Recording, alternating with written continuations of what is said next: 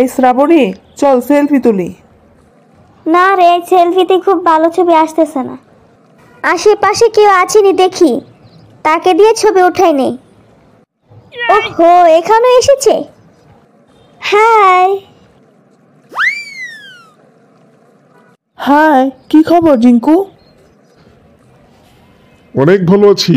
তা তুমি কেমন আছো চিনি বিবি? ওই দিন প্লাস্টিক ফুল এনেছিলেন, আজ কিছু আনেননি?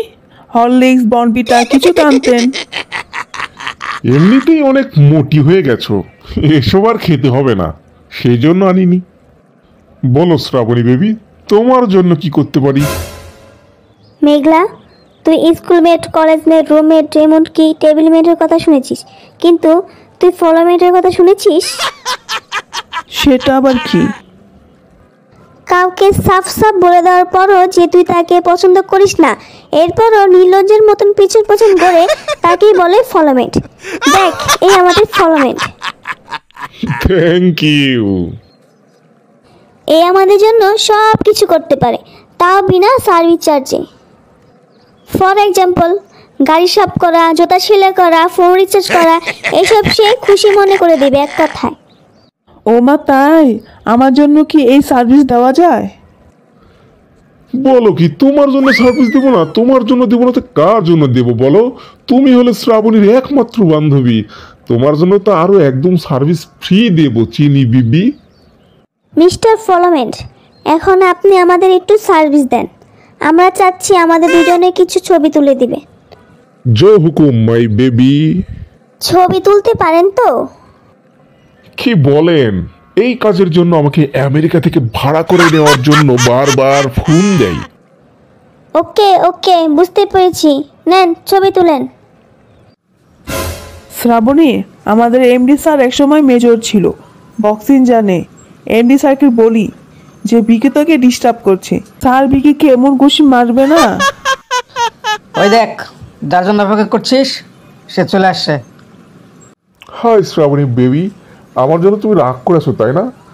আজকে তোমার রাগ আমি ভাঙিয়ে দেবো। সেদিন আমার কারণে তোমার ফোনটা ভেঙে গেছে, আজ আমি তোমাকে বলছি তুমি আমার মোবাইলের দোকানে গিয়ে তোমার যেটা পছন্দ সেই মোবাইলটা কিনে নিয়ে আসবো, ওকে? ও আচ্ছা, কিন্তু আমার তো আইফোন ছিল। আপনার দোকানে কি আইফোন পাওয়া যায়?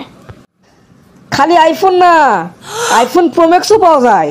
লাগে দোকানটা তোমার নামে একদম রেজিস্ট্রি করে দিব, কোনো অসুবিধা নেই। মোটি আন্টি, তোমার কোনো ফোন লাগবে না, তুমিও গিয়ে একটা আইফোন প্রো ম্যাক্স নিয়ে এসো। এই কি বললি? আমি আন্টি? আমাকে আন্টি মনে হয়? না না, আমার মুখ খুশকে বেরিয়ে গেছে, সরি। ওকে, আমিও একটা ফোন নিতে আসবো। এক্সকিউজ মি লেডিস, ফোন যখন নিতে আসবে ঠিক কড়াই গন্ডায় 1.5 লাখ করে টাকা নিয়ে আসবে। আমার বাবার বিয়েতে তোমরা আসবে না যে ফোনের টাকা না দিয়ে আর শ্বশুর বাড়ির থেকে যৌতুক হিসেবে সেই ফোন নিয়ে আসবে। আর হ্যাঁ, আমি জোকস মারছি না, সোজা ইনস্ট্যান্ট করছি। লজ্জা বেশরম যদি কোনো কিছু থেকে থাকে তাহলে ফোন নিতে অবশ্যই টাকা নিয়ে আসবে। দোস্ত, এটা কি বলতেছিস? তুই না বললি ফোন দিবি? হ্যাঁ, আমি ফোন দেবো বলেছি, কিন্তু ফোনটা যে ফ্রি দেবো সেইটা তো বলিনি। দেখ ভাই, তুই মোটির কাছে টাকা নিলে নে, কিন্তু আমার গার্লফ্রেন্ডের কাছে একটা টাকাও চাস না ভাই। এটা আমার ইজ্জতের ব্যাপার। তোর ইজ্জতের ব্যাপার, আমার টাকার ব্যাপার।